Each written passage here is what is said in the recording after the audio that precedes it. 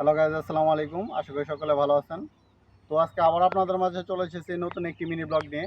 তো আজকের এই মিনি ব্লগে আমরা বিস্তারিত আলোচনা করব একটি আম গাছ নিয়ে। তো আমি একটি আম গাছ রোপণ করেছি এবং এরকম আরও 3-4টা আম গাছ রয়েছে আমার অন্য জায়গায়।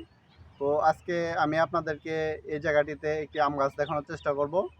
তো এই আম গাছটি কিন্তু হচ্ছে একটি আম্রপালি আম গাছ। তো ভিডিও ডিসপ্লেতে আপনারা দেখতে পাচ্ছেন এই যে এটা হচ্ছে আমের গাছ। এই যে এই আমগুলো কিন্তু ছোট ছোট হয়ে থাকে, দেখতে পাচ্ছেন মাঝারি আকারে কিন্তু আমগুলো হয়ে থাকে। তো আজকে এই আম গাছটি নিয়ে আমি আমার এই ব্লগ ভিডিওতে বিস্তারিত আলোচনা করব।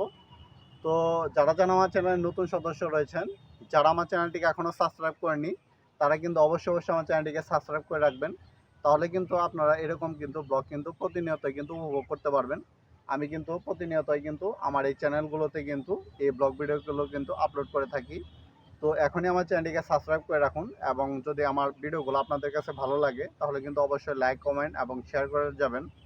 তো আজকে কথা বলবো এই আম গাছটি নিয়ে। তো এই যে আম গাছটি দেখতে পাচ্ছেন, এই আম গাছটির বয়স কিন্তু বেশি না, প্রায় হচ্ছে 2 থেকে 2.5 বছরের মতো হবে। তো এত কম সময়ের ভিতরে যে পরিমাণে আম ধরেছে আপনারা দেখতেই পাচ্ছেন, এখানে কিন্তু অনেক পরিমাণে কিন্তু আম ধরেছে।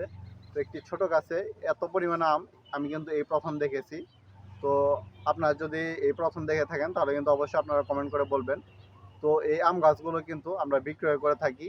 আপনারা চাইলে কিন্তু আমাদের নার্সারি থেকে কিন্তু এই আম গাছগুলো কিন্তু সংগ্রহ করতে পারেন। আর এটি কিন্তু একটি মিষ্টি জাতীয় আম এবং আমি কিন্তু আগেই বলে দিয়েছি এই আম গাছটির নাম হচ্ছে আম্রপালি আম গাছ।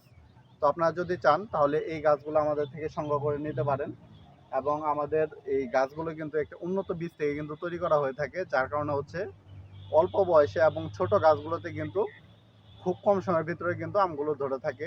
তো বন্ধুরা, যারা আমার এই ব্লগ ভিডিওটি দেখছেন তাদেরকে অসংখ্য অসংখ্য ধন্যবাদ। আবারও দেখা হবে আপনাদের মাঝে নতুন কোনো ব্লগে। সকলে ভালো থাকবেন। আসসালামু আলাইকুম।